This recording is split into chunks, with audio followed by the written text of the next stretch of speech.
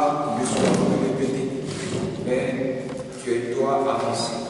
Car nous devons un Dieu de succès, un Dieu d'accomplissement, un Dieu de réussite. Nous voulons. Père, nous voulons te bénir, nous voulons te rendre gloire, nous voulons bénir ta parole. Ô Éternel, c'est le socle de la vie, c'est la boussole de la vie, c'est la nourriture de l'homme et de l'âme de l'homme. Nous voulons nourrir avec ta parole.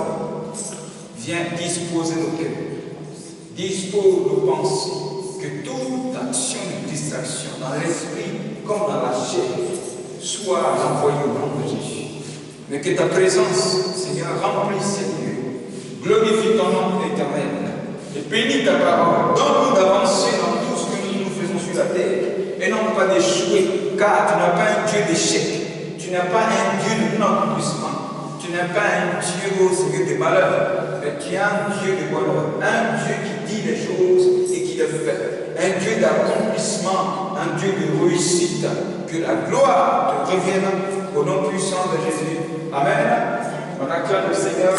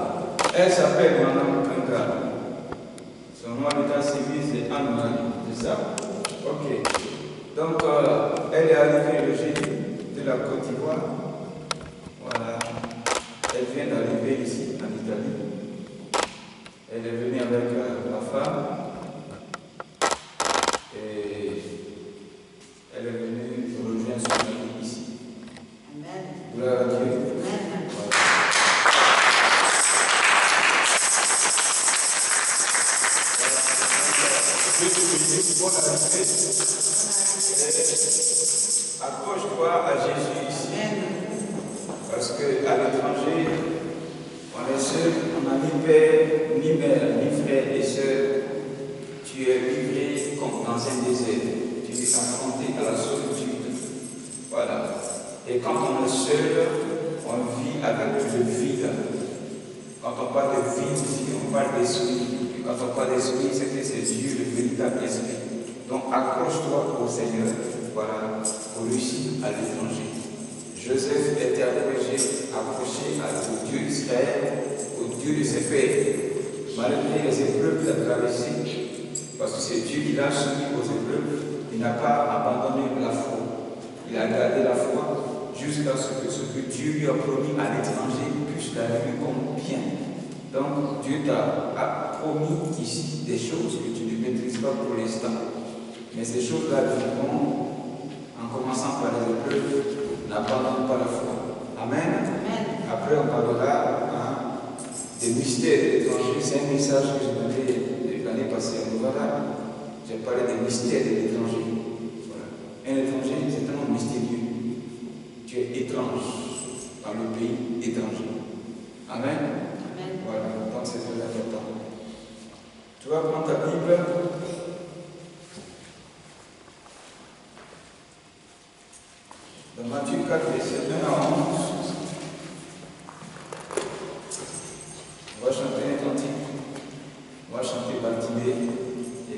va commencer notre message.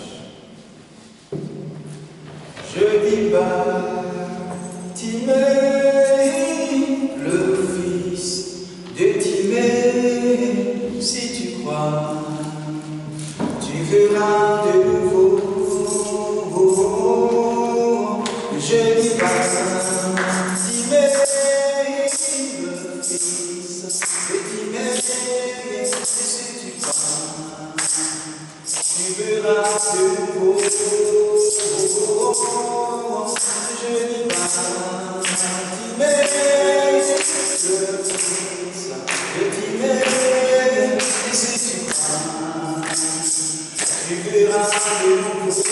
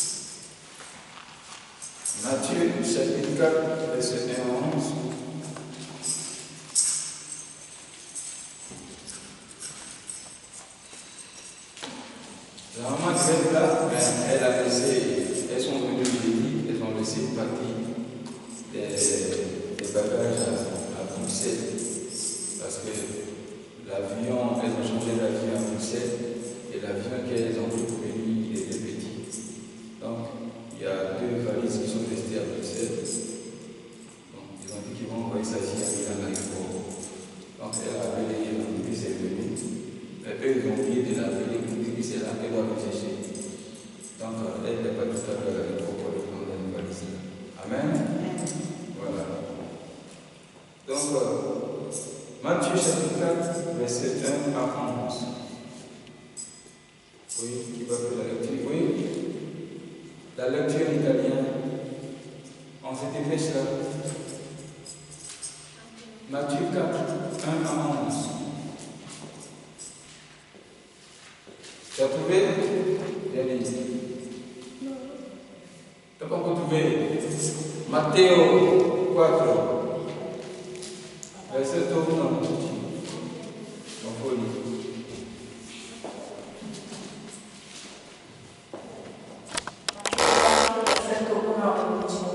Allora Gesù fu condotto dallo Spirito Santo nel deserto per essere tentato dal diavolo. E dopo aver digiunato 40 giorni e 40 notti, alla fine ebbe fame. E il tentatore, avvicinatosi, gli disse: Se tu sei figlio di Dio, ordina che queste pietre diventino pane. Ma egli rispose, sta scritto, non di pane soltanto vivrà l'uomo, ma di ogni parola che viene dalla bocca di Dio. Allora il diavolo lo portò con sé nella città santa, lo pose sul pinacolo del tempio e gli disse, se tu sei figlio di Dio, gettati giù, poiché sta scritto, egli darà ordini ai suoi angeli a tuo riguardo, e essi ti porteranno sulle loro mani, perché tu non tocchi col piede contro la pietra. Gesù gli rispose, e altresì è scritto, non tentare il Signore Dio tuo.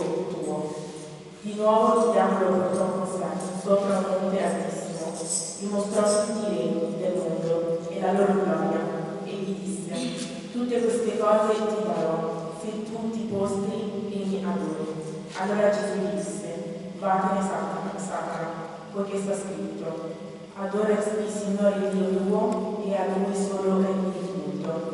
Allora il diavolo lo lasciò ed ecco degli angeli si avvicinarono a lui e lo servivano. Tous, nous connaissons ce passage de Matthieu 4, versets 1 à 11, qui parle de la vie de Jésus dans le désert.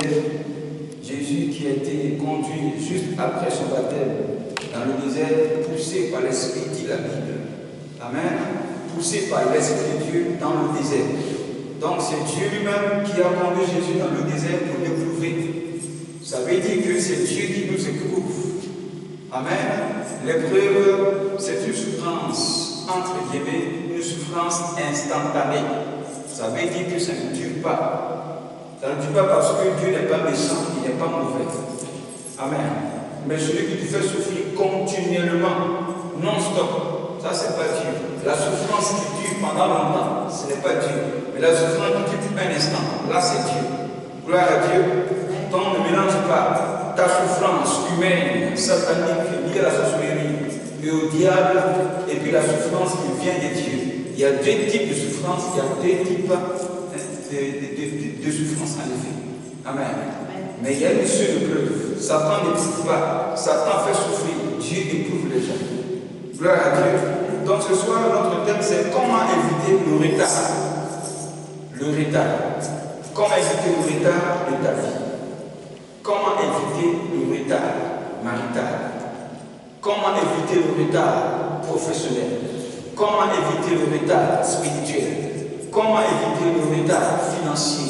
En effet, globalement, comment tu dois éviter le retard pour que ta vie puisse réussir. Parce que nous sommes au milieu de l'année, beaucoup se posent des questions que leur vie a raté, leur vie a échoué. Amen. Et que ce n'est pas sûr qu'ils finissent l'année vraiment de façon victorieuse. Beaucoup sont entrés dans la vie et ont vu beaucoup de choses se répéter, et les choses ont fait échouer leur vie. Beaucoup sont tombés dans des situations où ils n'ont pas pu bien réfléchir et ils ont pris des mauvaises décisions qui ont mis en retard leur vie. Donc, toutes ces choses-là, nous allons parler de ça maintenant pour que l'année qui tire à sa fin ne soit pas un échec et pour ne pas que ta vie soit en retard. Gloire à Dieu. Parce qu'il y a beaucoup de vies qui sont en retard.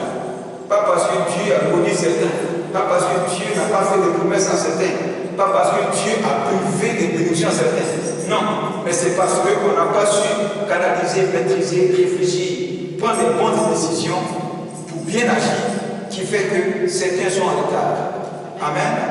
Nous n'adorons pas un Dieu de retard, car il n'y a pas un esprit de retard, c'est Dieu.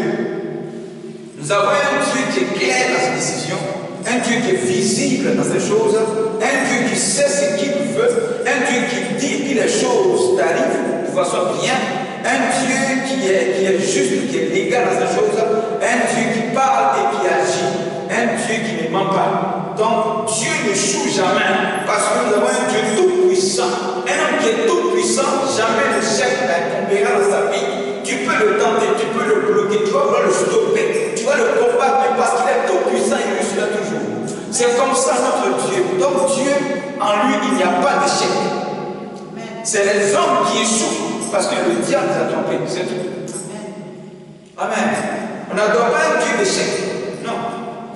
C'est un Dieu d'accomplissement et un Dieu de victoire parce qu'il est tout puissant. Tu ne peux pas enfermer Dieu dans une bouteille et puis libère toujours. Parce qu'il est tout puissant. Personne ne peut maîtriser Dieu. Personne ne peut sonder Dieu. Personne ne peut arrêter Dieu. Personne ne peut bloquer Dieu. Personne ne peut empêcher Dieu d'agir. Il agit toujours. Amen. Dieu n'a pas stoppé dans ses réflexions, dans sa pensée. La Bible, elle est large, elle est très très profonde. Donc, tu peux arrêter Dieu quelque part, et parce qu'il est très profond, il trouvera une autre sortie, une autre sécurité, une autre réussite, une autre victoire. Il trouvera toujours une solution. Donc, Dieu est un Dieu d'accomplissement. Mais c'est nous les hommes qui échouons parce que nous ne comprenons pas beaucoup de choses de Dieu. Gloire à Dieu. J'ai parlé beaucoup de choses, des songes, j'ai parlé de... Le thème du dimanche passé, c'était quoi? Hein? Le dimanche passé, on a parlé de quoi?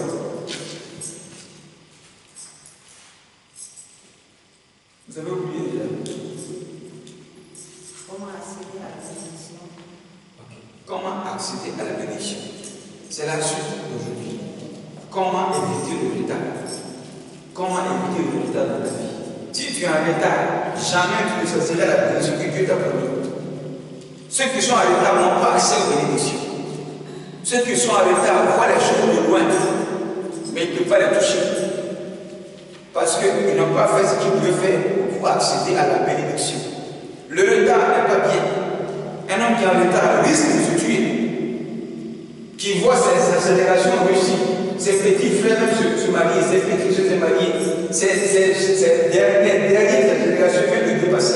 Il est capable de se tuer parce qu'il est en retard, tout le monde le dépasse. Un homme qui est en retard, tout le monde le dépasse. C'est comme s'il vient avoir son petit pas derrière, il vient avoir son petit pas derrière. On le fait son petit pas derrière, il faut que tu passes en retard. Et ceux qui ne sont pas liés, ils passent, ils dépassent. Qu'est-ce qui se passe et que ta vie en retard? Pose-toi des questions. Et ces questions-là, voici les réponses que je voudrais te donner ce soir. Amen. Donc Jésus va se retrouver dans le misère, être éprouvé par Dieu et être tenté par le diable 3 fois. Jésus a été tenté, mais il n'a pas échoué dans l'épreuve. Par 3 fois, Satan voulait le faire échouer. Tu es le fils de Dieu, parce qu'il sait qu'en ce moment précis, Jésus a très très faim. Il a faim. Un homme qui a faim, dit, c'est vous voyez, n'est pas un homme qui est libre. Donc il est capable de faire n'importe quoi quand tu as faim. Tu es capable de voler quand tu as faim. Tu es capable de mentir quand tu as faim. Tu es capable de tuer les gens pour prendre ce qu'ils ont quand tu as faim. Quand tu as faim, toutes sortes de mauvaises pensées peuvent traverser ta tête. Et ça, c'est le diable qui le fait. Quand tu as faim, vraiment, tu n'es pas, tu es comme un homme qu'on tiraille. N'importe quoi te dit. Un homme qui a faim, il mange n'importe quoi, il ne dit pas nourriture. Mais c'est quand les gens sont rassasiés, ils disent ça ne me plaît pas. Ça, je ne mange pas. Ça, là, c'est pas, je n'aime pas ça. Il dit nourriture, mais quand tu as faim, tu ne dis pas, tu manges. Tout ce qu'on donne, tu manges. Pendant la guerre Côte d'Ivoire, qui a dit nourriture? C'est que tu as dit que tu ne manges pas, tu as mangé ça dans la guerre. Amen. Là, tu parles de nourriture, parce que là, il n'y a pas de nourriture. Tout est fermé. Tu as faim, il y a la paix au dehors par les arbres. Tout ce que tu gagnes dans la maison, tu manges. Ils ont mangé à quelqu'un sec. Ils ont mangé beaucoup sec. Ils ont mangé salade avec avocat avec quelqu'un. Ils ont mangé ça très dur. Quand tu traverses l'épreuve, n'importe quoi traverse ta tête. Et c'est en ce moment que Satan est arrivé. Parce que c'est que Jésus avait fait. Quand on a fait, ça veut dire qu'on est dans des besoins. On a besoin de quelque chose. C'est ça la fin. Un homme qui a fait, il est dans toutes sortes de besoins. Donc tout ce qui va passer là devant lui, il est capable de prendre ça. Alors Satan arrive, transforme ses cailloux en pain, tu vas manger. Il a le pouvoir de transformer les cailloux en pain pour manger. Mais il dit, l'homme ne vivra pas seulement de pain, mais il peut aussi vivre avec la parole de Dieu. Il peut se fortifier avec la parole de Dieu. Il peut s'encourager avec la parole de Dieu. L'homme ne peut pas échouer dans le désert parce qu'il a faim. Mais il doit avancer aussi avec la parole de Dieu. La parole de Dieu peut te faire avancer dans le désert. Même pendant que tu as faim, pendant que c'est chaud là, tu peux avancer avec la parole de Dieu. Pas parce que tu as faim qu'il faut échouer dans la vie. Il y en a qui échouent parce qu'ils ont faim. Il y en a qui sont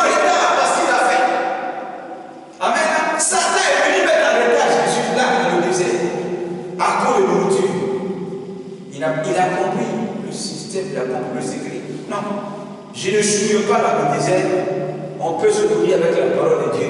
Satan est échoué 1000 fois. Amen. Jésus avait un problème de gloire. Parce que dans le désert, tu es humilié. Il n'y a personne pour t'acclamer. Tu es seul dans le désert. On ne te voit pas quand tu es méprisé dans le désert. Dans le désert, tout ce qui est sur toi semble ouvert et s'est déchiré. Dans le désert, ton pain ne brille pas. Parce qu'il fait très très chaud.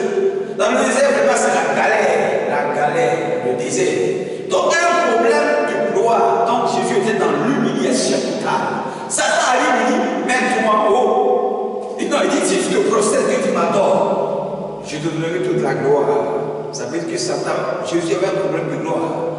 Dans le désert, Satan vient mettre Jésus là dans une tentation. Parce qu'il a un problème de gloire. Donc, il doit vendre son âme au diable pour le jouer. Vendre son âme au diable était l'échec de la vie. Vendre son âme au diable pour le succès, pour la gloire. C'est un esprit de retard que tu mets sur toi. Parce que Satan a connu la chute, il n'a pas connu la hauteur. Dieu l'a précipité. Donc Satan a connu la descente. Donc si tu vends ton âme au diable, ce n'est pas l'élévation que tu reçois, mais tu reçois l'humiliation, tu reçois la chute, tu reçois l'esprit de retard. La chute de Satan, c'est un esprit de retard. Car les vrais anges sont les serviteurs de Dieu, sont dans l'air, ils sont en haut, ils sont dans le paradis, ils sont au-dessus. C'est l'esprit d'élévation. Donc Satan, lui, il n'a pas l'esprit de hauteur, ni un esprit d'élévation, il a un esprit de retard sur sa vie. La chute de Satan, c'est un esprit de retard. On te met derrière, passe derrière, descend, passe en bas. On ne te verra plus, tu n'as plus de gloire. C'est ça le diable. Donc celui qui dit qu'il remet son âme au diable pour avoir la gloire, tu es en retard, tu n'as pas en train d'évoluer. Pourquoi? Parce que la gloire du diable, c'est un instant. Et dès qu'un instant de 5 ans, de 10 ans de gloire, de 20 ans sont arrivés, vous, tu descends. Voilà pourquoi tu vois des prophètes qui sont en tout feu, tout flamme pour un instant. Et puis après, vous, ils sont disparus. Ils ne voient pas. Où il est? Le gars, il se cache. Il est où? Dans l'humiliation totale. Il a tout perdu parce que ce n'était pas la gloire de Dieu. Ce n'était pas la gloire de Dieu. Tu vois le gars, il est devenu riche comme ça. Et bien pour vous, il a tout perdu. Il disparaît, il se cache, on ne le voit plus. Il est où? Dans le retard. Il est descendu. Vends son âme au diable, tu tombes dans l'esprit de retard. Tu perds la foi, tu tombes dans l'esprit de retard. Tu renonces au Seigneur, tu prends l'esprit de retard dans ta vie. Tu ne connaîtras jamais la gloire à la hauteur. Donc, pas parce qu'on est dans le désert et qu'on est beaucoup humilié et que nos habits sont déchirés, alors il faut vendre son âme au diable, il faut prendre des compromissions et puis tomber dans un esprit de retard.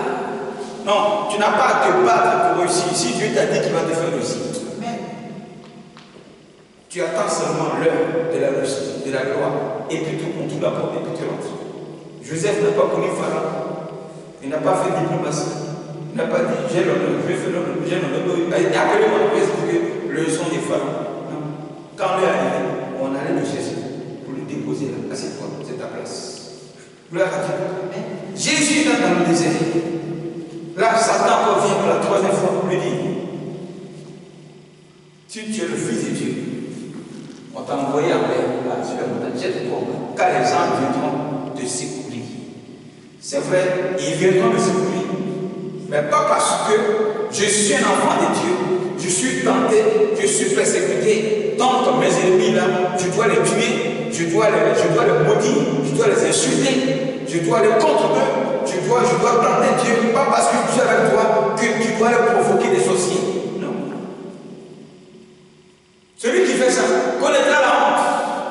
Il connaîtra la honte et la désolation, la chute totale. Donc, Jésus a été tenté par 3 fois par le diable, mais il n'a pas échoué dans le désert. Et voilà ce que Dieu attend de nous dans les épreuves. Dieu ne nous éprouve pas pour que nous échouons, car celui qui a échoué a sur lui un esprit de retard. Ça veut dire que là où il a échoué, il reprendra pour la 2e fois la même cause. Pendant que tu es en train de reprendre ceux avec qui tu étais en l'épreuve et qui n'ont pas fait comme toi, avance. Mais toi, tu es là, tu ne bouges pas. Il y a un esprit de retard sur toi. Amen. Tous ceux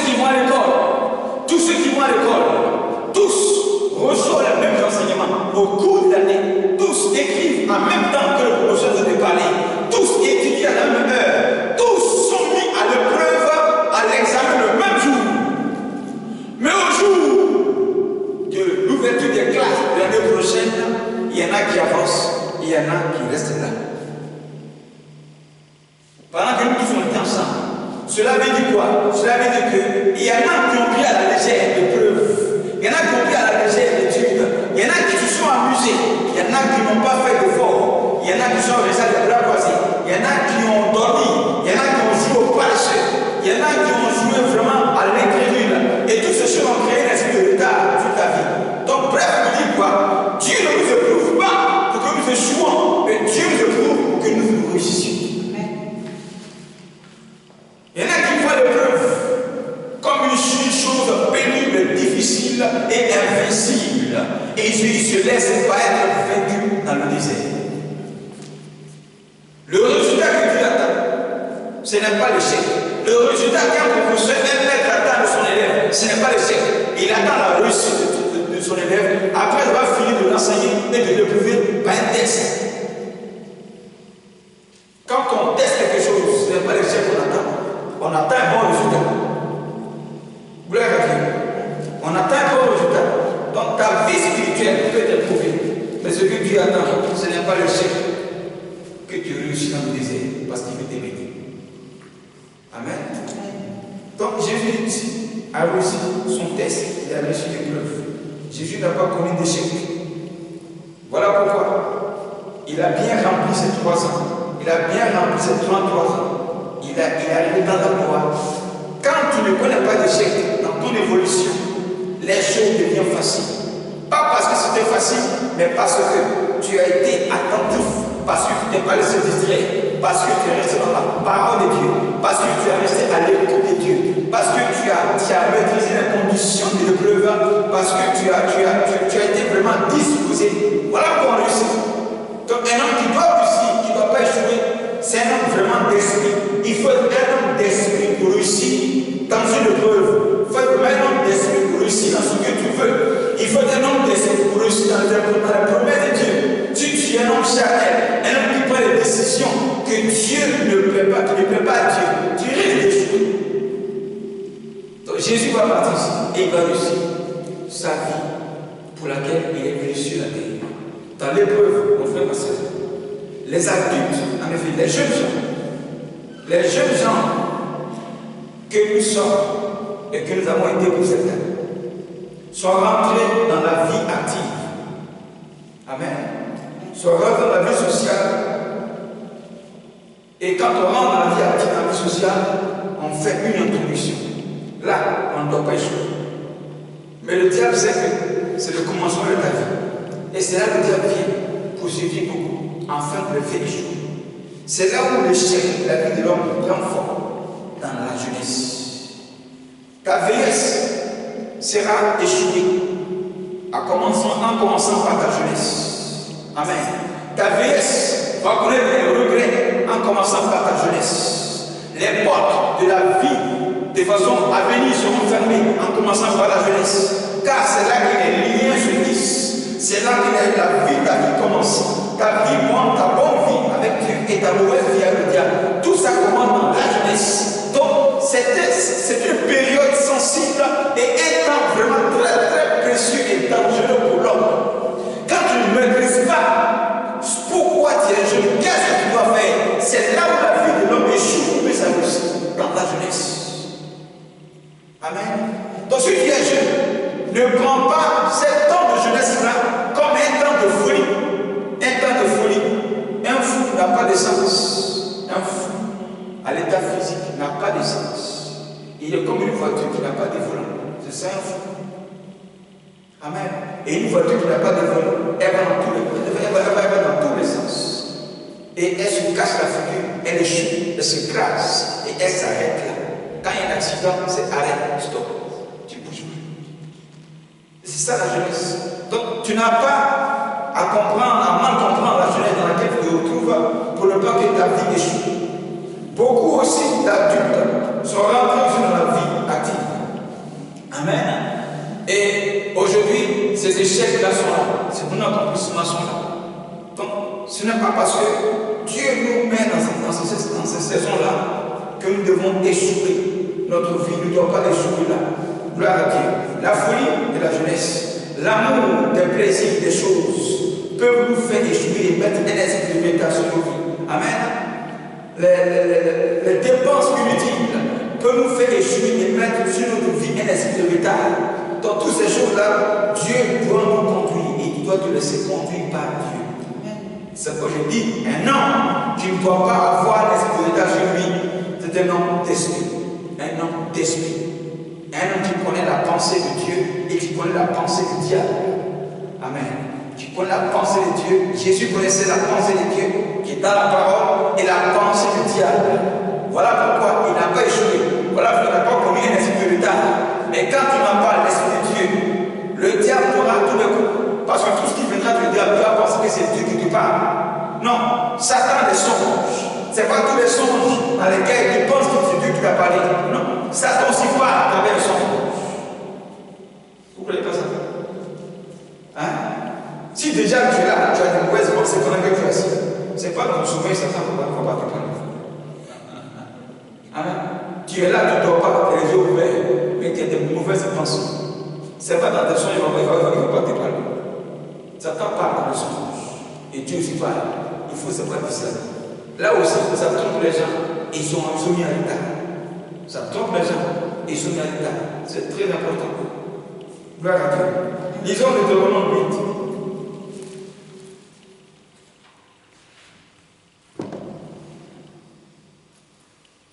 8. Deutéronome 8, verset 2 à 5.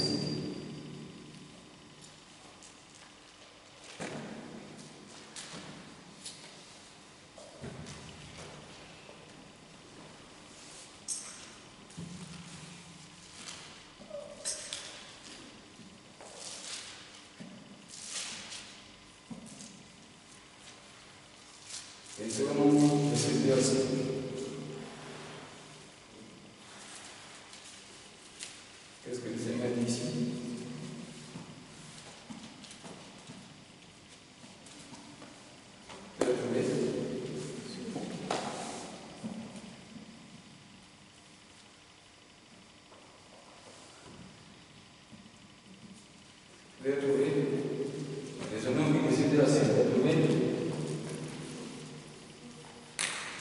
Souviens-toi de tout le chemin que l'Éternel ton Dieu t'a fait faire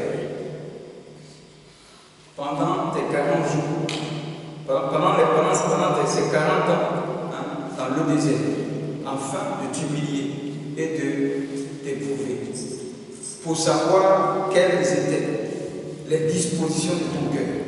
Et si tu partirais ou non, et si tu garderais ou non ces commandements. Dieu parle aussi des enfants d'Israël qui sont arrivés dans le désert. Et il dit que c'est lui qui a décidé de les éprouver. Car ce n'est pas eux-mêmes qui ont décidé de passer dans le désert. C'est Dieu qui a dit à Moïse qu'il devait passer dans le désert. Donc ils sont allés dans le désert, toujours conduits par l'Esprit de Dieu, afin de pouvoir les éprouver, afin de voir la disposition de leur cœur, enfin, avant de les conduire à Canaan. Donc l'épreuve vient de Dieu. Donc, voici que ici, Dieu avait dit 40 jours pour traverser le désert. Mais à cause de la mauvaise disposition de leur cœur, ils vont faire 40 ans dans le désert. Là ici, je ne voudrais parler de quoi? Je voudrais parler de ne pas échouer dans les épreuves. Ne pas échouer dans les épreuves. Donc Dieu n'a pas conduit Israël pour le faire échouer, mais c'était pour qu'il réussisse. Mais envers la disposition de leur cœur. Disposer un cœur, avoir un cœur disposé, c'est avoir un cœur réceptif à la parole de Dieu. C'est avoir un cœur de succès et de réussite. C'est d'avoir un cœur qui sait ce qu'il veut. Qu'est-ce que tu veux? Car dans le désert, malgré l'épreuve, malgré les difficultés, puisque tu sais ta vision, tu sais ce que tu veux dans la vie, tu ne vas pas te laisser être distrait ni échouer dans le désert parce que tu vises un but que je dois réussir ma vie. Donc pour ça, tu ne resteras pas dans le désert. On ne va pas rester dans le désert, on ne va pas mourir dans le désert. Dieu dit qu'un jour, ça doit passer rapide, mais ils ont fait 40 ans.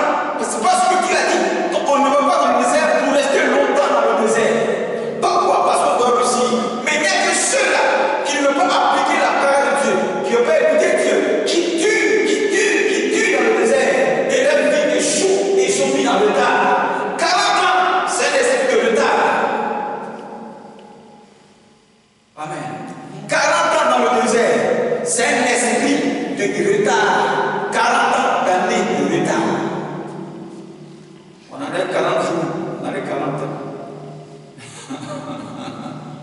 Amen. On a les 40 jours, dans les 40 ans. Un mois, 10 jours. Un mois, 10 jours. C'est ça qui est compliqué. Un mois, 10 jours. Traverser, quitter l'Égypte, aller en Israël. Les deux pays font frontière. Égypte, voilà Israël. Ils font frontière. C'est ça qui va mettre 40 ans. Hein? Petit espace, petite distance, c'est ça qui va mettre 40 ans. Pour vous dire que l'épreuve de Dieu, c'est comme ça, un tout petit espace, un tout petit temps, c'est pas long, ça ne dure pas. Mais nous-mêmes, la chair nous fatigue. Et puis on tourne. Pour une petite distance, tu vas tourner. Et quand tu as cheveux là, hein? Fils, regarde cette affaire. 40 jours va devenir 40 ans. C'est Dieu qui a dit 40 ans, c'est pas Dieu. Un esprit retard, tu vas me souvenir, c'est pas Dieu. C'est pas tous les malheurs qui arrivent qui sont Dieu. C'est pas Dieu. Dieu ne nous veut pas souffrir longtemps. C'est juste 40 jours. Ça ne dit pas. Mais ça arrive sur 40 ans. Un esprit de retard. Un esprit de retard. Leur vie a été bien retard. Puisque leur vie a été bien retard, ils sont tous quittés en Égypte. Les vieux comme les jeunes. S'ils avaient compris la pensée de Dieu de 40 jours, ces vieux qui sont morts dans le désert, ils n'ont pas mouru là-bas. Tous allaient rentrer à Canaan. Mais puisque la chair, les mauvais conseillers, le découragement, la pensée du diable, tout ça traverse le terre, beaucoup sont morts dans le désert. Et les enfants de moins de 17 ans, avec Josué et Caleb seulement, qui sont rentrés en Égypte. Même le grand Moïse n'a pas eu accès. Ils sont rentrés à Canaan. Même le grand Moïse n'a pas pu rentrer à Canaan. Aaron n'est pas rentré à Canaan. Tous ceux-là sont morts dans le désert. À cause de quoi? À cause, j'appelle cela la distraction spirituelle. Distraction spirituelle. Se préoccuper des choses inutiles dans le désert. Se décourager dans le désert. Écouter plus le diable dans le désert. Non, Jésus n'a pas écouté plus le diable. Il était accroché à la parole. Quelle est la disposition de ton cœur? Tu vises quoi dans le désert? Pendant que tu souffres là, tu penses encore de ton avenir. Voilà ce qui va te motiver pour ne pas connaître un esprit de retard. Ton corps est disposé par rapport à quoi? Amen. Des gens qui vivent sans vision. On ne vit pas sans vision. C'est ça, avoir un cœur disposé. Garder la foi, c'est avoir un cœur disposé. S'accrocher à la parole de Dieu, c'est avoir un cœur disposé. Tu fuis de prier et tu gardes la foi par rapport à ce que tu as dit à Dieu, c'est avoir un cœur disposé.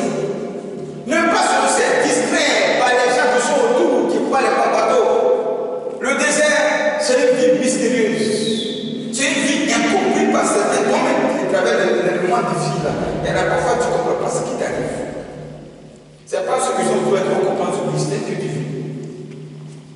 L'épreuve de Dieu, c'est une vie mystérieuse. C'est une vie que tu n'as jamais vécue. Le désert n'a pas une vie naturelle, c'est une vie spirituelle. Dieu te conduit dans ce que tu ne vis pas, dans ce que les autres ne vivent pas. Ce n'est pas Dieu qui te conduit. Le désert, c'est on ne vit pas l'esprit dans le désert. Parce que ta chair est éprouvée, ta chair est mortifiée. Tu prends des coups, tu ne brûles pas, tu es dans l'ombre. Tu es isolé. Donc tu vis des choses mystérieuses. C'est ça le désert. Donc c'est pas toi-même qui vas comprendre. Toi-même tu ne comprends pas certaines choses. Et c'est pas ceux qui sont autour de toi qui vont comprendre ces choses. Donc puisque les gens ne comprennent pas, tu n'as pas à les écouter. Tu n'as pas à les écouter. Ce que tu vis là. Si tu veux écouter, tu dois comprendre ce que tu vis. Mets-toi, parle à Dieu. Mets-toi en prière, parle à Dieu.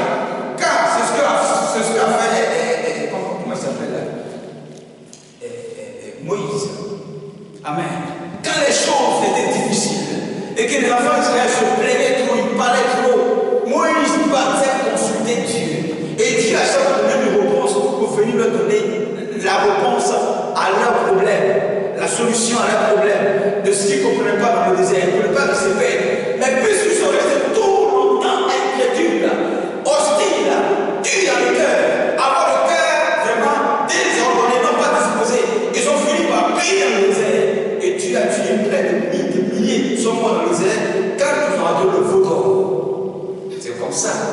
enfants de moins de 17 ans, Josué et Caleb sont rentrés à Canaan. Pourquoi les enfants de moins de 17 ans? Parce qu'un enfant, c'est l'image de l'humilité, l'image de la simplicité, l'image de l'obéissance, l'image d'un enfant qui ne discute pas avec Dieu, l'image d'un enfant qui ne fait pas ce qu'il veut, mais qui veut faire ce que son père dit de faire.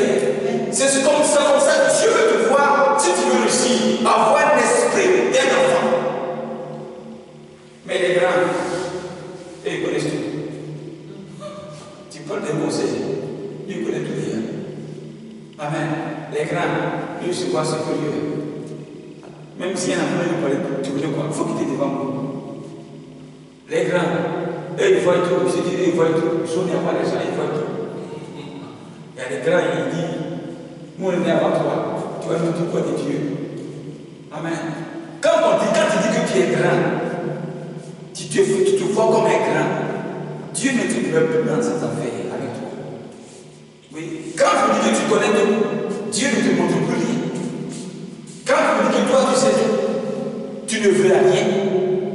Voilà comment les gens échouent. Et ça, c'est l'esprit satanique. J'appelle ça un esprit d'envoûtement, un amas de cerveau que Satan met en toi. Tout ça fait quoi? Pour mélanger ton cœur et ta pensée. Pour faire quoi? Pour te faire échouer.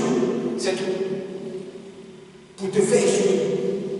Dans le désert, on garde un esprit d'enfant, un esprit d'obéissance pour réussir le désert. Car Dieu ne nous conduit pas dans le désert, il nous fait échouer. Donc tu ne dois pas échouer dans ta vie. L'échec a mis beaucoup en retard dans le désert. C'est là que la vie de l'homme échoue. Pourquoi? Parce que toutes les grandes portes, toutes les bénédictions, comme j'ai dit le dimanche passé, Dieu va pas nous bénir sans épreuve. Il n'y a qu'Adam et Ève seulement qui l'a béni sans épreuve. Et puisqu'ils ont déçu Dieu, alors Dieu ayant changé de système, il a introduit l'épreuve dans ses affaires. Désormais, pour que Dieu bénisse un homme sur la terre, il doit le prouver. Quelle est la disposition de ton cœur avant qu'il te bénisse? Tu es un voleur? Est-ce que tu es bien? Est-ce que tu as un bon caractère? Est-ce qu'il n'est pas mauvais? Il sort de quelle famille? Bon, il est comment? C'est tout son regard bénir quelqu'un. Donc pour ça, on doit te prouver. Quel est ton cœur? On doit te prouver. On va te briser, ils vont te prouver. Quel est ton cœur? Tu veux te marier par rapport à quoi? Tu veux aller là-bas par rapport à quoi? Tu veux voyager par rapport à quoi? Tu me demandes l'argent par rapport à quoi? Tout ce que tu veux sur la terre, pour ça, tu seras éprouvé. Pourquoi? Par rapport à la disposition de ton cœur. Voilà pourquoi beaucoup viennent à l'église. Dieu connaît nos cœurs. Pourquoi on vient à l'église? Dieu sait. Qu'est-ce qui t'anime? Et puis que je viens à l'église, Dieu connaît ton cœur. La disposition de ton cœur. Dieu, c'est ça. C'est pour ça que tu seras éprouvé. Et ceux qui ne sont pas prêts à être éprouvés, ils vont d'église à l'église. Ils vont d'église à l'église. Celui qui va d'église à l'église, il fuit les épreuves de Dieu. Il cherche les faux prophètes. Eux, ils ne vont pas t'éprouver. Moi, tu tombes sur moi, je vais t'éprouver. Oui, je vais t'éprouver. Tu décides de marcher avec moi, je vais t'éprouver. Je t'éprouve. Je mets des épreuves devant toi, tu ne sais pas, puis je te regarde. Si tu tombes dedans, tu es foutu. Sur Facebook, il y a une soeur qui m'a. Il dit pas le nom du pays. C'est que c'est un pays en Afrique. Elle me demande 100 €. 100 €. Moi, je gagne 100 €. Tu me connais pas. Tu ne me connais pas et tu ne connais pas. Tu me vois sur Facebook, je gagne 100 €. Amen. J'ai regardé une vidéo où une femme qui a laissé un travail. Un travail, ça vous choquer, c'est que les preuves que j'ai mis devant elle, ça vous choquer. Mais j'ai regardé une vidéo, c'est pas tout ce que vous regardez ça. Son mari était malade, elle se travaille. Et puis le monsieur lui a dit, il faut que tu aies des rapports à ce que tu veux que tu travailles. La femme là, elle dit vraiment, je n'ai pas fait ça. Je suis chrétienne. Je n'ai pas fait. Mon mari est malade. Je cherche l'argent pour le chose. Je n'ai pas fait ça. Elle est restée sur la position. Le monsieur a tout fait. Il a sorti des paquets d'argent. Elle est restée sur sa position. Quand il a fini, il dit c'était pour t'éprouver. Quand il y a beaucoup qui sont passés ici, qui ont fait ce qu'ils ont fait de dire, ils ont échoué. Mais comme tu as été fidèle à ta position, le travail, voici le poste, gratuitement, voici le salaire, et puis la bénie. Amen. Alors j'ai fait ça, madame.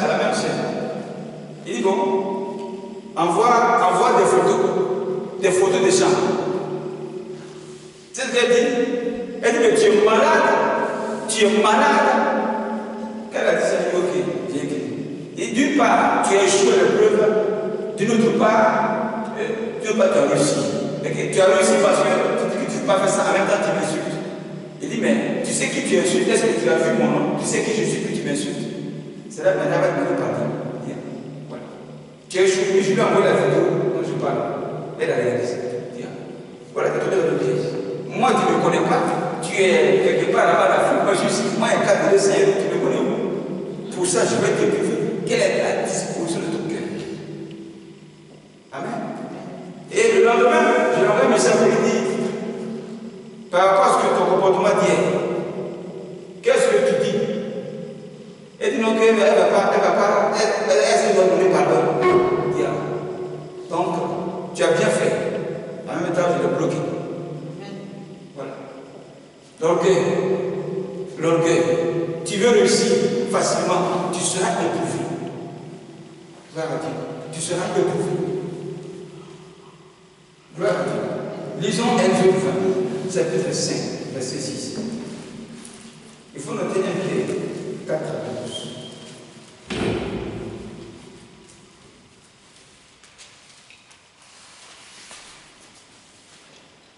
Bien avancé. Beaucoup se sont mariés aussi. Beaucoup se sont mariés. Pour certains sans épreuve. Pour d'autres avec épreuve. Mais comme je t'ai dit, tu veux te marier, tu seras éprouvé. Quelle est la disposition de ton cœur? L'homme va t'éprouver s'il veut t'épouser. Mais un homme qui ne veut pas t'épouser, qui veut jouer avec toi, ne va pas t'éprouver. Amen. Oui. Celui qui veut te marier, celui qui veut te conduire devant le Père, il va t'éprouver. Quelle est la disposition de ton cœur avant de t'épouser? Mais celui qui ne veut pas t'éprouver parce qu'il veut s'amuser, alors il s'amuse avec toi et qui pense que tu as vu un bon mari. Non, c'est pour s'amuser. Et ça ne tue pas, ça passe. Et quand ça va passer, tu vas tomber dans un découragement qu'il m'a utilisé. Il a abusé de moi. Tu as eu voilà un esprit de retard. Pourquoi? Parce que tu as pensé que tu vas être béni sans épreuve. Amen. Tous ceux qui ont fait le travail ont été éprouvés. Et ceux qui ont vu l'épreuve là comme difficulté, qui ont fait le travail, jamais ils ne vont travailler. Ils vont connaître sur eux un esprit de vagabondage. Vagabondage, c'est un esprit de retard. Ça veut dire quoi? Va gâter ce qui est bon. Vagabondage. Vagabond. Va gâter ce qui est bon. Vagabond. Il va ici, il gagne. Il va là, il gagne. Il va ici, il gagne tout ce qui est bon. Mais finalement, il n'a rien. Et son temps passe. Les années passent. Et son âge avance. Et tout dans l'homme, un esprit de papillonnage sur lui. Un esprit de papillon sur lui. Un esprit de vagabondage. Et les années passent. Et ta vie n'avance pas. Pourquoi? Parce qu'à chaque fois que Dieu veut te prouver, pour avoir un travail, tu fuis de plus. Amen. Moi, je partais à l'idée pour déposer mon CV en 2017. C'est sur ce chemin que j'ai eu l'accident. L'idée qui a visité mon Corso Village. En bas là-bas, il y a un qui est en haut vers la station, et l'autre en bas. C'est celui qui est en bas, je partais. Et j'ai eu l'accident. J'ai commencé à parler à Dieu. C'est à cause de l'idée que j'ai eu l'accident. Donc, Dieu, si tu me prouves dans ce accident sur l'idée, c'est que moi, ma place se trouve à l'idée. Amen. Et après l'accident, ils m'ont appelé et c'est là-bas qu'il va travailler. Donc, j'ai connu une preuve par rapport à ça. Tu ne seras jamais béni sans épreuve. Amen. Les fiançailles dans l'église, vivre sans rapport sexuel, c'est un temps d'épreuve par rapport à ton mariage. Et tous ceux qui vont fuir ces rapports spirituels avec l'Esprit de Dieu, c'est-à-dire que sans rapport physique, ce sont des épreuves. Et si tu refuses ça, ça veut dire aussi que tu prends les raccourcis pour te marier. Non. Ce mariage, ça ne durera pas. Ça ne va pas durer. C'est pour un instant. Et puis ça va passer. Ça veut dire que ce temps va t'abandonner pour un instant. Pour un instant, il t'abandonne. Pour quelque chose qui arrive de rien, il t'abandonne. Il disparaît. Et tu as dit que non, c'est lui qui est mauvais. Non, c'est pas lui qui est mauvais. C'est toi qui as fait le preuve que Dieu a mis devant toi. Ah, je vais rester comme ça. 1 an, 2 ans, 3 ans, 4 ans. Non, ça c'est trop difficile. Même les docteurs, quand tu ne fais pas vraiment ça, c'est une maladie qui t'a dit ça. Il y a des sciences qui disent ça. Hein? Il y a des sciences qui disent ça.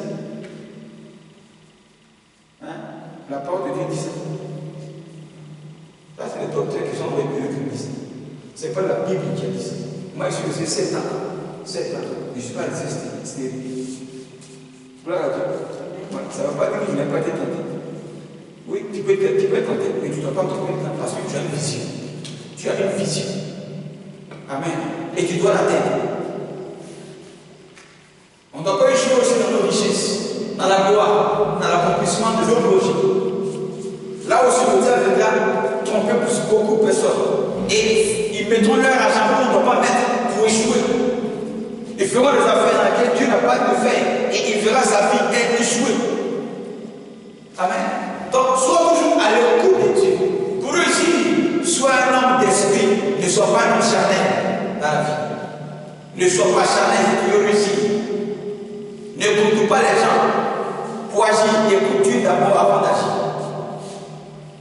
N'écoute pas les hommes avant d'agir. Écoute-tu d'abord. Les hommes parlent. Dis, j'ai compris. Et tu prends leur conseil. Tu vas devant l'esprit de Dieu. Tu parles. Pour les questions, il va te confirmer ce qu'il a dit. Si c'est faux, il te dira qu'il ment. Et puis tu verras la bonne direction. Et tu agiras pour réussir. Voilà comment on fait pour réussir. Exode 20, verset 5 à 6. Exode 20, verset 5 à 6.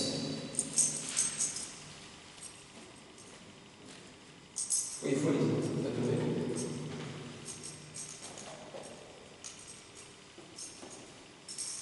Tu ne te prosterneras point devant elle, et tu ne lui serviras point. Car moi, l'Éternel, ton Dieu, je suis le Dieu jaloux, qui punit l'iniquité des pères sur les enfants jusqu'à la 3e et la 4e génération de ceux qui me haïssent, et qui fait une miséricorde jusqu'en 1000 générations à ceux qui m'aiment et qui gardent mes commandements. Amen. Voici la deuxième cause qui crée l'esprit retard sur la vie de l'individu. Les liens parentaux. Amen. Les liens parentaux. Mais qui peuvent quitter ta vie, qui peuvent être délivrés de ta vie, si tu as en Jésus-Christ en esprit et en vérité. Les liens parentaux, qu'on est né de nos pères par le sang. Amen. Le sang parle de la vie. Et dans la vie, on parle des choses positives et négatives. C'est pourquoi il y a la bénédiction héréditaire et il y a la malédiction héréditaire. Donc le sang, c'est la vie. Dans la vie de ton père, dans son sang, il y a sa vie, sa bonne vie et sa mauvaise vie. Dans le sang de ta mère, il y a sa bonne vie et il y a sa mauvaise vie. Tous ces deux sangs-là sont en toi. Et plus que ton sang, ça fait 3 vies qui sont en toi. La vie de tes parents, plus ta vie, 3 vies qui sont en toi. Alors ces 2 vies de tes parents, plus que ta mauvaise vie, doivent quitter ta vie. Pour qu'il y ait une vie unique, reste en toi. Cette vie-là, c'est la vie de Jésus. La vie unique de Jésus, tu dois te caractériser. Là, tu es délivré. Là, tu ne vas pas posséder. Là, tu es rempli de l'esprit. Amen. En ce moment, ta vie ne s'ouvre pas. Parce que Jésus n'a pas échoué dans le désert. La vie de Jésus n'a pas connu d'échec. Donc celui qui vivra la vie de Jésus n'échouera pas. Mais la vie de nos parents peut causer des caractères en nous. Un père colérique est égal à un fils colérique. Un père menteur est égal à un fils ou une fille menteuse. Une mère bagarreuse est égale aussi à une fille ou un fils de bagarreur. Et ce sont des caractères, des choses héréditaires qui entrent en nous. Ces choses-là peuvent mettre en retard notre vie au cours de l'ouverture d'une porte. C'est là que ces choses se manifestent. Parce que Satan sait que là, à l'instant T, tu seras béni. Il faut qu'il déclenche quelque chose en toi pour que les portes se ferment. Voilà, c'est comme ça. Certaines femmes ont reçu des biens, des hommes bien qui veulent épouser. Et pour elle, vient tout. Elle commet une grave bêtise. Et puis le gars, il lâche la fille. Et tout est tout éclaté. Revient en société. Il est parti. Elle soit une parole déplacée. Et ça blesse le monsieur. Comme lui n'est pas spirituel, il est charnel. Il ne tient pas. Viens, il ne peut pas se porter. Pouf. Il m'a courant dessus. Il a disparu. Et puis tu es là, qui m'a dit ça?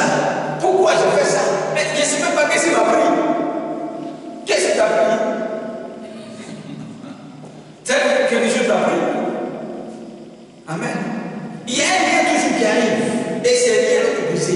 te connais, il faut les combattre. Tu te connais, il faut prier contre ces liens. Et si tu connais ta personne, tu connais ton caractère, tu dois te connaître et te maîtriser toi-même. Il est important que chacun de nous connaisse son caractère. J'ai enseigné ici les 3 caractères. Le flegmatique, le sanguin et puis le calme. Tu dois connaître ton caractère. Quand tu connais ton caractère, à chaque situation, à chaque période, à l'ouverture d'une porte, c'est là que ce caractère, s'il est mauvais, c'est là qu'il va se manifester. Pour que le diable arrive à fermer les portes. Mais quand le caractère vient, au moment précis, le bon caractère se manifeste et puis les portes s'ouvrent sur ta destinée. Vous n'avez pas remarqué ça? Amen. Il y a des gens qui sont pliés à l'école. Quand l'année commence, il n'y a pas examen, il est très brillant. 10 sur 10, 9 sur 10, 8 sur 10. Il y a en tout cas les grands chiffres, et puis les grands notes, et puis les chefs de classe. Le jour de l'examen, c'est la lutte au combat. Le jour de l'examen, c'est là que sa tête commence à faire très très mal. Le jour de l'examen, quelque chose arrive sur la route, il est bloqué. Et ses camarades vont passer l'examen et eux réussissent. Ah, c'est pas le chef de classe, mais il avait des bonnes notes. Mais qu'est-ce qui s'est passé? Qu'est-ce qui s'est passé? Il y a un lien. Quelque chose te dit par derrière. Le lien, c'est une corde spirituellement qui lie ton pied comme un chien pour l'attacher. Et qui ne peut pas bouger sans son maître. Donc tu te bats pour avoir cette la vie, on te dit par derrière. Tu fais un pas devant, on te dit par derrière. Tu fais un pas devant, on te dit par derrière. Et c'est comme ça le lien. Et tu n'es que tout dans l'eau. Tu penses que tu avances alors que tu es sur place dans le désert. Tu es sur place. Tu te bats, tu sais. Mais rien de bon ne sort. Ce sont des miettes qui sortent. Des choses insuffisantes qui ne suffisent même pas à ce qui sort. Tu travailles dur, mais tu ne reçois pas le salaire qu'il te faut. Donc, si tu ne reçois pas le salaire qu'il te faut, ça veut dire que tu ne peux pas te développer avec ce salaire. Donc, tu n'avanceras pas avec ce salaire. Et tout ça sont des choses spirituelles. Et l'homme qui est spirituellement, il est possédé. Tu dois penser à ta délivrance. Et quand on dit que tu es possédé, ce n'est pas une injure. C'est une révélation. Donc un secret qui t'est révélé pour que tu réussisses. C'est ça la révélation. Mais possédé, quand on dit qu'il y a une possession démoniaque, il pense qu'on t'a insulté. Ce n'est pas une injure. Quand tu vas à l'hôpital, même quand on te dit que tu as le sida, que tu es malade, ce n'est pas une injure. C'est une injure. C'est une révélation. On t'a donné un secret, c'est tout. Et puis on te donnera des remèdes pour que tu guérisses. Donc, une possession démoniaque n'est pas une injure. En effet, on t'a dit que spirituellement tu es lié, cherche à te délier pour avancer. Et comme un homme peut se délier pour avancer. Selon Romains 8, verset 1 à 2. Il dit, il n'y a maintenant aucune condamnation pour ceux qui sont en Jésus-Christ. Il n'y a aucun lien pour ceux qui sont en Jésus-Christ. Cela veut dire que si tu n'es pas en Christ, être en Christ, c'est pas être à l'église. Tu peux être à l'église et puis ne pas être en Christ. Ne confonds pas être en Christ et puis être à l'église. Est-ce que tu comprends ça? Être à l'église ne veut pas dire que tu es en Christ. Car il y a des païens qui sont au hors de l'église. Et puis qui ne sont pas dans le bouche. Ça ne veut pas dire aussi qu'eux aussi sont en Christ. Amen. Tu peux être à l'église, être assis à l'église, tu peux avoir la Bible en main. Comme le grand prophète a la Bible en main, mais il n'est pas en Christ. Amen. Oui, tu peux être à l'église, mais pas dans Christ. Donc tu ne peux pas être délivré. Ce n'est pas possible. Donc il n'y a aucune condamnation pour ceux qui sont en Christ. Ça veut dire que tu es réellement converti. Tu seras délivré. Et si tu es délivré, ça veut dire que tu n'es plus lié. Et si tu n'es plus lié, cela on va pour dire que ta vie avancera. Ta vie va se développer. Tu vas progresser. Tu vas être de hauteur. Tu vas de gloire en gloire. Ainsi a dit l'Éternel. Vous serez les premiers et non les derniers. Amen. Mais ce fait l'église, que tu n'es pas réellement converti, ça veut dire réellement tu n'es pas en Christ. Ta vie ne va pas évoluer. Tu peux être à l'église tourner en rond. Et ceux qui sont venus et qui sont réellement convertis avanceront. Voilà pourquoi tu peux constater. Il y en a qui ont 5 ans de vie chrétienne, mais rien ne bouge. Il y en a qui ont 2 ans seulement de vie chrétienne et ils avancent. Et celui qui a 5 ans de lui qui dit là, ceux qui veulent arriver hier, ils sont baptisés là. Quand tu es en tête, si tu lui dis, il faut des belles veilles, ça avance. Et puis, pour rien comme ça, il est jamais. Pour rien comme ça, il est jamais. Car les jalousies mal placées. Amen. Jalousie mal placée. Mais c'est simple. Délie-toi et que tu vas avancer. C'est tout. Il faut te délier, tu vas avancer. Lazare a sauvé la tombe, il était lié. Jésus a dit, déliez-le. Quand on l'a délié, il est sauvé. Donc, tant que tu n'as pas délié, tu seras couché dans la tombe. Tu seras bloqué.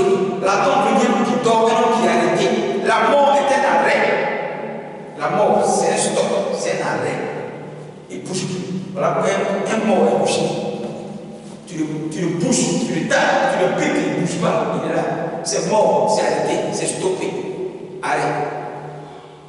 Donc ta vie va te délier si tu dois avancer. Si tu constates qu'il y a rien de tout dans ta vie, c'est qu'il y a un lien que tu dois couper. Et pour ça, c'est dans la prière, dans le jeûne, dans la recherche de la face de Dieu, que tu vas trouver la révélation, le secret de ce lien qui t'empêche d'avancer et d'évoluer. Amen. Un péché mignon que tu as, que tu caches tous les jours, que tu pratiques toi-même devant son intime, peut t'empêcher d'évoluer ta vie. Le refus de pardon, le refus de se confesser, le refus de dire la vérité peut t'empêcher d'avancer, peut t'empêcher de te développer. Tout ce qui est mal que tu caches sont des liens qui vont t'empêcher d'évoluer ta vie. Péché ne peut pas se repentir, ça peut t'empêcher d'avancer. Mentir même au prophète de la cure d'âme, alors que Dieu, le mentir même de la cure d'âme peut t'empêcher d'évoluer. Amen. Il faut dire la vérité. C'est très important. Voilà un lien. Lisons Genèse 12, versets 10 à 13. Hein? Quelqu'un prend Genèse 12, 10 à 13, et puis un autre prend Genèse 26, verset 7. Tu vas voir là un même lien dans la vie d'Abraham et dans la vie de son fils Isaac. Le même lien. Le père et le fils. Genèse 12, 10 à 13, et puis quelqu'un prend Genèse 26, verset 7. Ça t'as pris quoi? Le premier là. Hein? Genèse 12, 10 à 13, pour Isaac. Toi tu prends le second, 26, verset 7. Hein? Ok, moi je vais lire. Il y eut une famine dans le pays, et Abraham descendit en Égypte pour y séjourner, car la famine était grande dans le pays. Comme il était prêt d'entrer en Égypte, il dit à Sarai, sa femme, « Voici, je sais que tu es une femme belle de figure. Quand les Égyptiens te verront, ils diront, c'est sa femme, et ils me tueront, et te laisseront la vie. Dis, je te prie que tu es ma sœur, afin que je sois bien traitée à cause de toi, et que mon âme vive grâce à toi. » Amen. Lis ce que c'est comme Genèse 26, verset 7.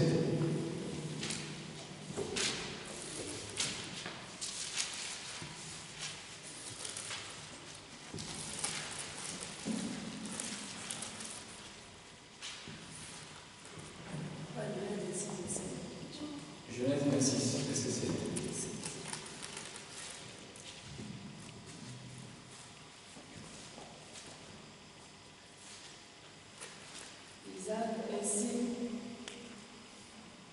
Isaac s'installait à Guéla.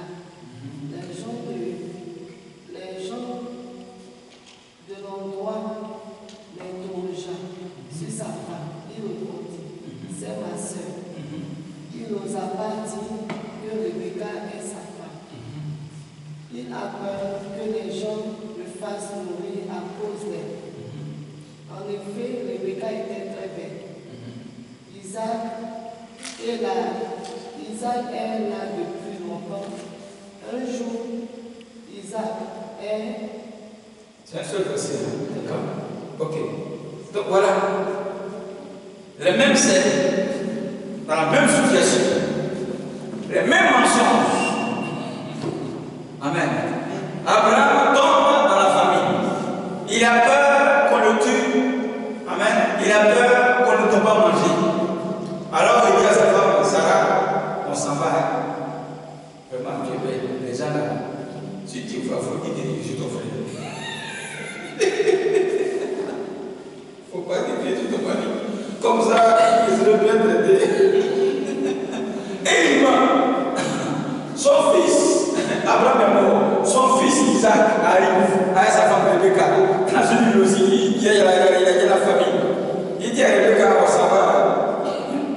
les gens ne demeurent fous, je suis ton frère. Comme ça, il serait bien traité. Même mensonge dans la même condition, les mêmes images. Amen. Ça, c'est un caractère héréditaire, un lien héréditaire. Dieu, tout-puissant, Abraham, va-t-il t'abandonner parce que tu vas te retrouver au milieu des étrangers? Pour ça, tu peux te mentir. Amen. Dieu peut te mentir. Et comme les gens, il a menti, ils ont abusé de Sarah et Dieu s'est fâché contre Abraham. Amen. Dieu s'est fâché contre Abraham. Mais le monsieur, mais tu veux lui créer des problèmes? Fallait dire que c'est ta femme. Amen. Donc, tu n'as pas à imiter les mauvais comportements. Ou bien si tu remarques des choses de tes parents qui tombent dans ta vie, il faut les renoncer, il faut les combattre, il ne faut pas les pratiquer. Sinon, ça peut te fermer les portes. Et ça les a fermé les portes. Ce petit mensonge-là, les a fermé une porte, ça a créé des problèmes. Dieu n'était pas content. Si tu n'es pas content, ça veut dire qu'une porte était fermée là. Ce mensonge. Amen. Donc on doit prier par rapport à ça. Ça fait échouer un homme et ça nous met en retard.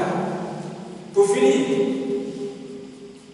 nous allons lire dans Matthieu 5, verset 43 à 46. Là, il faut prendre au sérieux ce que je t'ai dit là, car c'est la solution finale. Pour que ta vie ne soit pas un échec ni un esprit de métal. Parce que dans ma famille, j'ai connu aussi des ennemis. Depuis le mariage jusqu'à ce que je vienne ici. Je ne voulais pas communiquer avec ses parents parce que j'avais mal dans mon cœur. Mais j'étais couché un jour, j'ai vu ce parent-là qui était assis quelque part. J'étais avec un monsieur. Et je ne voulais pas aller saluer ce parent-là. L'homme qui était avec moi, il dit, va saluer ce parent. Je veux partir. Le monsieur dit, va saluer ce parent. Je suis parti et j'ai embrassé ce parent-là. Je l'ai salué. J'ai vu encore un autre ennemi. Je suis allé saluer sa femme. Et quand je vois sa femme, je me regarde. Monsieur le Seigneur me dit, il faut les aimer. Aime ses ennemis. Et je les ai envoyés ce que je pouvais dans mon pays. Et quand je vois ces choses, c'est là que ces portes à l'identification créées. Amen. Là, je voudrais te parler de l'amour des ennemis. Aimer son ennemi peut t'ouvrir des portes. Amen. L'ennemi qui veut tuer ta vie, qui combat ta vie, qui combat ta vie maritale, qui combat ton travail, qui veut nuire à ta vie. Si tu l'aimes, ça va t'ouvrir des portes. Amen. Mais si tu n'aimes pas, que tu fais la guerre, des portes seront fermées. Dieu est bizarre. Dieu est bizarre. Amen. Matthieu 5, 43 à 46. Disons ça. L'amour des ennemis peut te récompenser, peut t'ouvrir des portes. Matthieu 5, 43 à 46. Disons ça.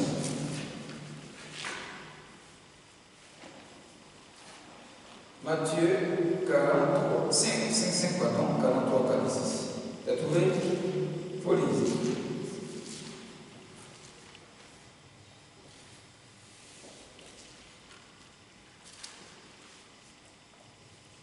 Vous avez appris qu'il a été dit, tu aimeras ton prochain et tu haïras ton ennemi. Ça, c'est les hommes qui disent ça.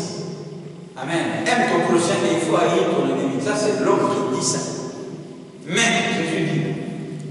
Mais moi, je vous dis, aimez vos ennemis, bénissez ceux qui vous maudissent, faites du bien à ceux qui vous haïssent et priez pour ceux qui vous maltraitent et qui vous persécutent, afin que vous soyez fils de votre Père qui est dans les cieux, car il fait lever son soleil sur les méchants et sur les bons, et il fait pleuvoir sur les justes et sur les injustes. Amen. Et après, il n'y a pas de quoi. Si vous aimez ceux qui vous aiment, quelle récompense méritez-vous? Amen. Ça veut dire que si tu aimes ton ennemi, tu seras récompensé. Si tu aimes ceux qui ne t'aiment pas, tu seras récompensé. Mais si tu aimes seulement ceux qui t'aiment et que tu combats tes ennemis, tu ne seras pas récompensé. Ça veut dire que les portes seront fermées. Ça veut dire que si les portes sont fermées, ça veut dire que ta vie prendra un peu de retard. Aimez ceux qui te haïssent, tes ennemis. Pourquoi? En bénissant l'ennemi, en aimant l'ennemi, tu le désarmes. Amen. Parce que celui qui t'aime pas, il est très armé, il est très en colère, il est très fâché, il est très fort que toi. Il a trop de mauvaises pensées qui traversent sa tête à cause de toi. Il est très nerveux. Il ressemble à un dragon qui veut te cracher le feu. C'est ça un homme ennemi. Donc il est dangereux à ta vie. Il est dangereux. Et si Dieu n'est pas avec toi, il peut te faire n'importe quoi. Il est très armé. Un homme qui n'est pas pour ta vie, il est très très armé. Lourdement armé. Tu le vois physiquement comme ça, mais son cœur est très chargé contre toi. Très chargé. Il est dangereux pour ta vie. Jamais il ne va te laisser. Il y en a qui disent tant que je vis. Lui là, il ne réussira pas sur la terre. Tu n'as pas entendu ça? Hein? Il dit tant que je vis, toi, tu ne réussiras pas sur la terre. Il faut comprendre ça, c'est très grave. Ça veut dire qu'il va te combattre jour et nuit. Tu n'avanceras jamais dans ta vie. Tu resteras là tant que lui vit. C'est bien sûr que ça va faire la paix avec lui. Oui, il va faire la paix avec lui. Pour que tu avances.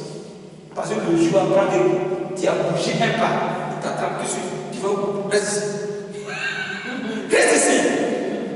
Tu ne bouges pas. L'autre il t'a fait, il va regarder ça. Il y en a qui ont fait des gros champs. L'ennemi a mettre le feu dedans. Matin vient tout son sang brûlé. Qui a brûlé? Il y a un ennemi. Va le voir. Amen. Oui. L'ennemi, tu l'aimes, tu le désarmes. Oui. Tu le désarmes. Tu gardes ce que lui-même ne comprend pas ce qu'il a dit. Parce qu'il était fâché là-bas, tout est mort, il ne comprend rien. Qu'est-ce que tu as fait? Il est désarmé, il devient faible. Il devient faible. L'amour de Dieu est puissant. C'est la puissance de Dieu, l'amour. Amen. L'amour, c'est la puissance de Dieu. C'est la puissance de Dieu. Satan n'a pas d'amour. Voilà pourquoi il est en colère, dit la Bible. Selon Apocalypse 12, verset 12, dit malheur à la terre. Mais quand le diable est descendu vers vous à l'image d'une grande colère, ça veut dire qu'il n'y a pas d'amour dans son cœur pour nous les hommes, c'est pour nous dévorer. C'est pour ça que Satan a dit qu'il n'y a pas d'amour. Satan a la haine et la colère contre l'homme sur la terre. L'amour n'est pas Satan. Amen. Comme on dit qu'il y a des catastrophes, le feu a brûlé ici, tout est détruit ici. Ce n'est pas l'amour de Dieu. C'est le diable qui fait à cause de ce que les gens ont péché. Dieu permet ça parce que les gens ont péché. Amen. Ce n'est pas l'amour de Dieu. Donc ici, aimer son ennemi, désarme l'ennemi. Voilà. Ça tue ses forces. Ça paralyse ses forces. Il perd le contrôle de ses mentalités à cause de l'amour de Dieu que tu manifestes. Et il va finir par être ton ami. L'ennemi qui était ton ennemi va finir par être ton ami. Il va d'abord te dire ce qu'il pensait contre toi. Et puis après il va te dire tous ceux qui sont avec lui qui étaient contre toi. Amen. Donc quand il va dire tout ça, toi tu es maintenant armé d'amour. Ce n'est pas pour te venger que Dieu l'a donné avec toi, qui t'a dit l'aime. Non, mais c'est pour les désarmer. C'est tout. Pour que toi, tu puisses réussir. Amen. C'est très important. L'amour des ennemis ouvre les portes, désarme les ennemis et les met par terre et donne la victoire.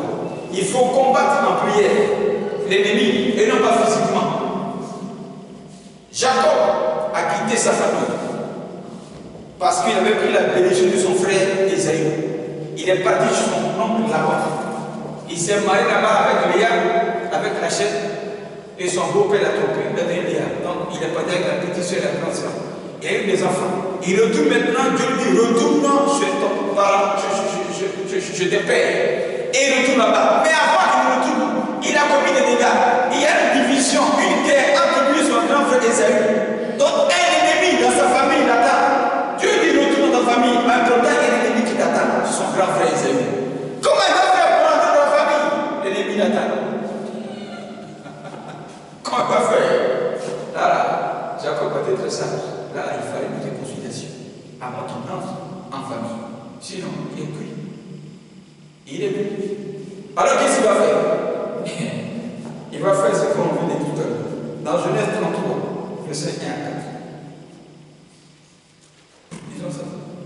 Genèse 33, verset 1 à 4.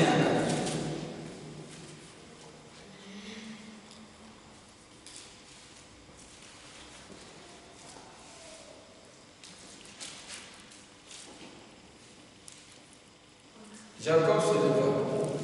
Vous pouvez trouver Genèse 33, verset 1 à 4.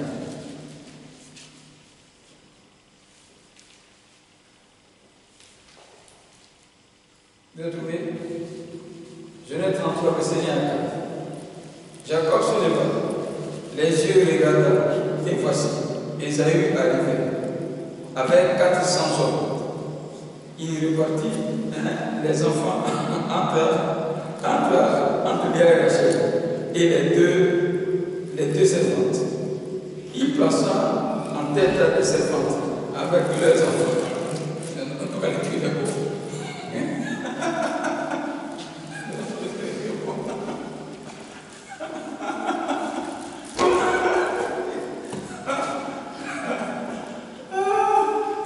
Il livre d'abord les servantes. Avec les enfants. Lui, ses femmes préférées sont derrière.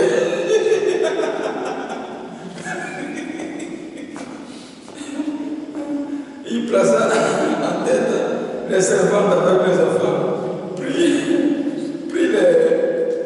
Prit l'eau, prit les biens avec ses enfants. Et enfin Rachel avec Joseph. Amen. Lui-même passa devant et il se prosterna à terre 7 fois jusqu'à ce qu'il soit près de son frère. Il s'est prosterné 7 fois. Demandez pardon 7 fois. Laisse tomber l'affaire. Il a tué le cœur de son frère 7 fois. Amen. Il a manifesté l'amour fraternel 7 fois. Il a rabaissé le cœur de son frère 7 fois. Il a tué, il a désarmé son frère 7 fois. Ça, c'était la perfection. Ça, Ésaü est ménagé. Il est ménagé. Quelqu'un qui va se prosterner devant son ennemi et demander pardon. Laisse tomber l'affaire. Voilà l'amour de Dieu. Mais l'orgueilleux, celui qui a gonflé, qui ne reconnaît jamais que je suis en position de faiblesse et que je ne peux pas réussir, vraiment, c'est compliqué. Jamais il ne va faire ça. Jamais il ne va faire ça. Il va se croire plus fort que je peux réussir sans lui. Il dit toi-même, tout ce que tu fais, c'est zéro. Je vais réussir.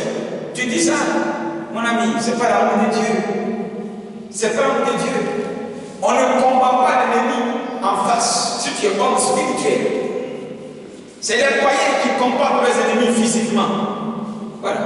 Il prend son arme, tu veux me tuer, il te tue le premier. Tu veux insulter, il t'insulte. Tu veux te battre avec moi, on se bat maintenant. Ça, c'est les païens qui règlent le cas, leurs ennemis de façon physique. Il m'a fait une chose, il s'en va la nuit aussi, il brûle sa maison, il se venge. Ça, c'est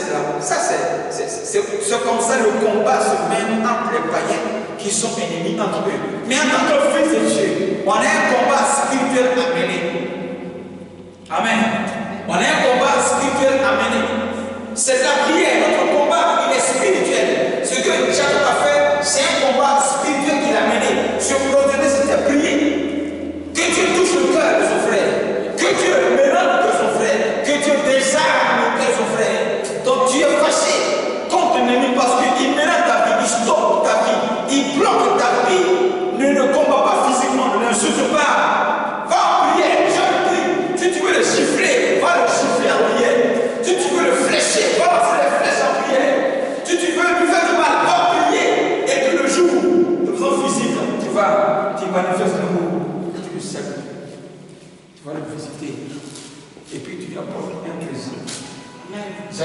apporté quoi? Un présent.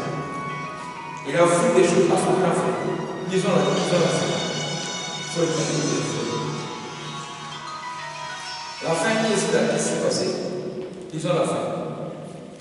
Le verset 3. Lis ça.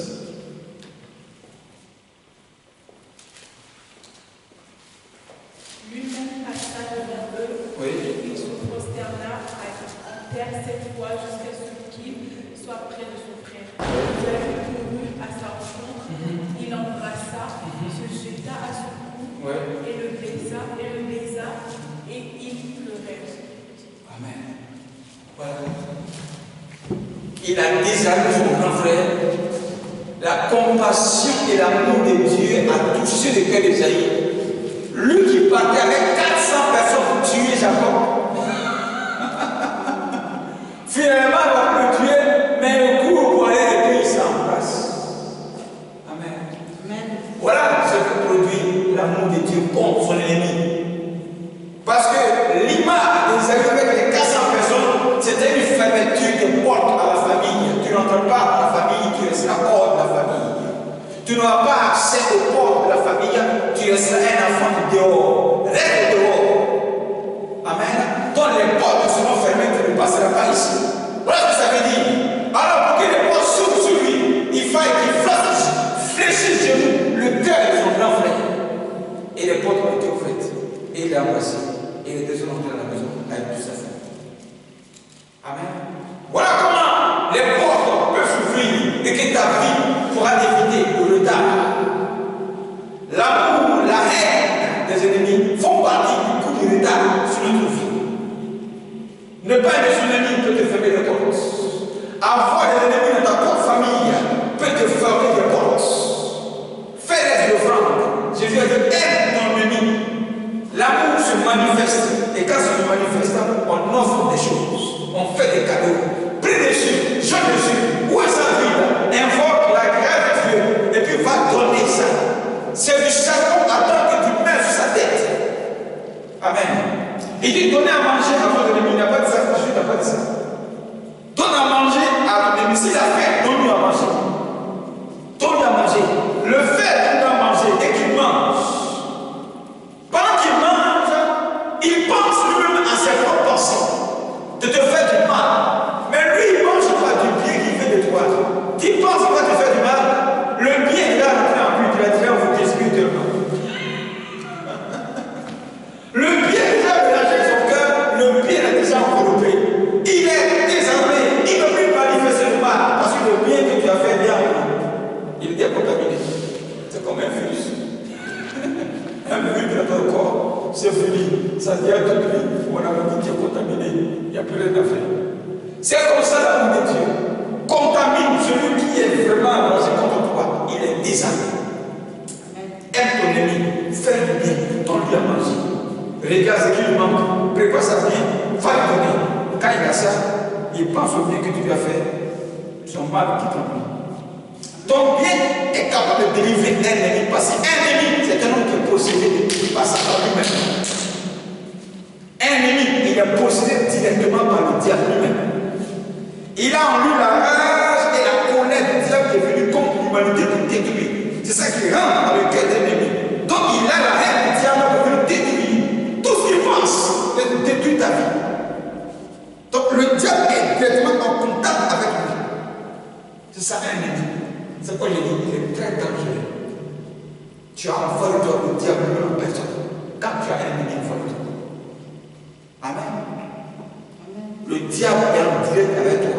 Quand tu as un ennemi. La seule chose pour t'amener, l'amour de Dieu. Et puis tu te rabaisses. Il finit par être ton ami préféré. Ton ami premier est ton protecteur. Ton protecteur. Car hier, il était ennemi. Maintenant, pour l'amour de ton protecteur. S'il apprend des choses, il viendra te dire.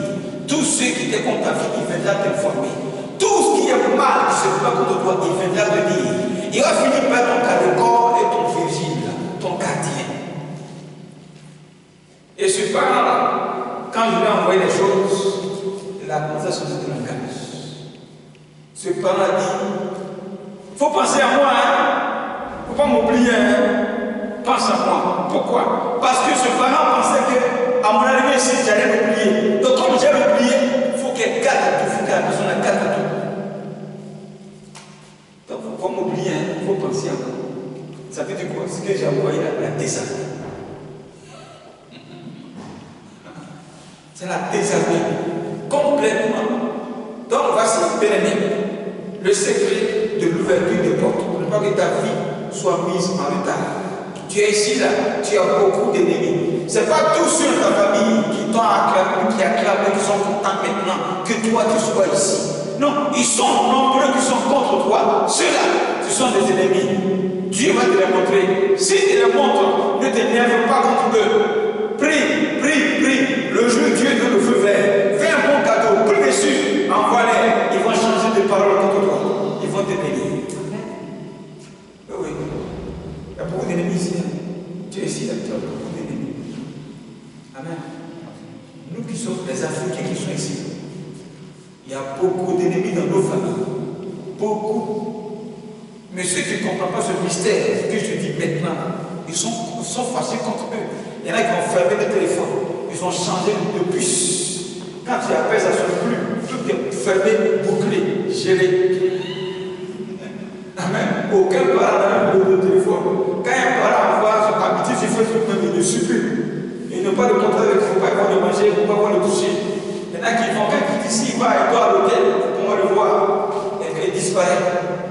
C'est pas en faisant tout ça que tu auras la victoire sur YouTube. Amen. Et il quitte là-bas, il prépare un comme toi. Directement, il change. Et il te voit, direct. Donc s'il va te tuer là, il te tue. Moi j'ai vu même, il est venu. Il était à la fenêtre de la chambre, derrière. Il a porté une lunette noire. Et il regarde dans la chambre. Il me jette dans la chambre. Et puis je l'ai vu. Il me feu sur toi. Et puis il a disparu. Amen. Voilà, est-ce qu'il a pris à Dieu? Il est quitté à ses ailes, il est venu ici. Amen. Mais après tout ça, après la prière, manifeste l'amour. Et tu vas le désarmer. Voilà comment, bien-aimé, tu peux réussir ta vie ici. Comment éviter l'esprit de retard sur ta destinée. Ne fuis pas les épreuves. Affronte l'épreuve. Sois un homme d'esprit pour vivre dans l'épreuve. C'est votre. Tu ne dois pas échouer dans le désert. Tu dois réussir. Troisièmement, aime ton ennemi. Lève-toi à prier. On va prier sur l'ennemi. L'ennemi qui ne veut pas que tu réussisses. Le caractère familial.